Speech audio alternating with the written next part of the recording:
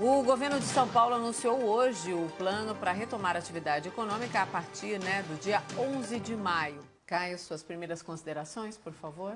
Bom, sobre a coletiva de imprensa, nenhuma novidade, né? Ela foi, de fato, doutora, extensa, cansativa, autorreferente, midiática e de pouco viés científico. O governador, ele insiste na ideia de prorrogar a quarentena baseada numa data arbitrária, como se o vírus se importasse com o calendário do governo e a pandemia lesse PowerPoint. E ai de quem questionar a duração e o rigor do isolamento, né? Afinal, o resultado desse sacrifício todo é salvar vidas. Será mesmo? Eu tenho um estudo científico aqui de 2019, publicado por economistas e médicos sanitaristas do Brasil e do Reino Unido, na revista especializada The Lancet. Ele avaliou mais de 5 mil municípios brasileiros e concluiu que a cada 1% a mais na taxa de desemprego, a mortalidade aumenta meio ponto percentual. Segundo esse estudo, em razão da última crise econômica, aquela gestada no governo Dilma Rousseff, 31.415 pessoas tiveram sua morte diretamente relacionada aos efeitos da recessão econômica. Isso só na população jovem e adulta, não contabilizaram mortalidade infantil. Então aqui, voltando para 2020, o Sebrae já anunciou que pelo menos 600 mil empresas fecharam. As projeções de retração do PIB estão oscilando entre 5%, 7%, 9%.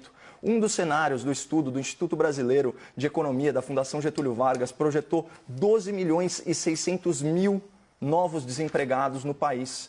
Isso seria equivalente a uma taxa de desemprego colossal de 23,8%, dá aí 12 pontos percentuais a mais do que a situação anterior à pandemia.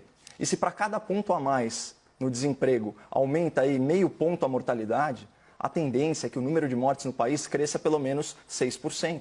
E isso representaria 76.080 vidas perdidas.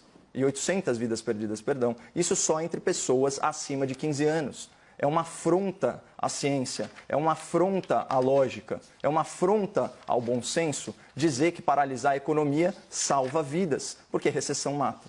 Outro argumento muito comum entre os teimosos advogados aí da radicalização do isolamento diz respeito à capacidade do sistema de saúde. De fato, a variável mais determinante para a sobrevivência de um paciente grave é a existência de leitos de UTI.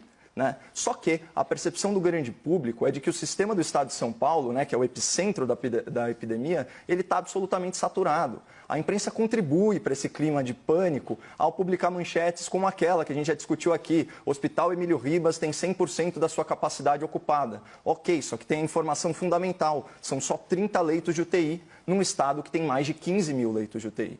Na contramão desse sensacionalismo, hoje foi anunciado que a fila de testes para o coronavírus está zerada, ou seja, não tem exame pendente para paciente. Também foi anunciada uma taxa de ocupação de leitos de UTI de 53% no estado e 73% na região metropolitana. Então, eu recomendo que o espectador acesse também o portal da transparência do Registro Civil na aba especial Covid. Lá é possível fazer uma comparação entre o número de óbitos de 2019 e 2020, tanto no seu estado quanto no Brasil inteiro. Aqui em São Paulo, nós tivemos esse ano 1.468 óbitos a menos por pneumonia e insuficiência respiratória. E se a gente selecionar o mês de abril, esse mês de abril até o dia 22, são 1.938 óbitos a menos em relação a 2019.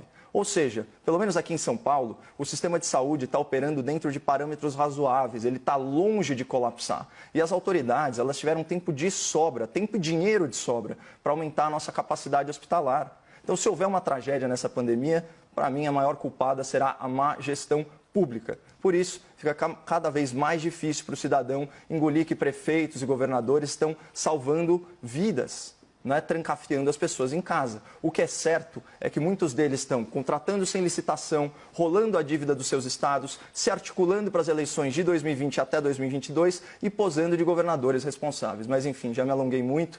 Você, espectador, é o melhor juiz para decidir se o seu prefeito ou o seu governador está realmente tão preocupado em salvar vidas.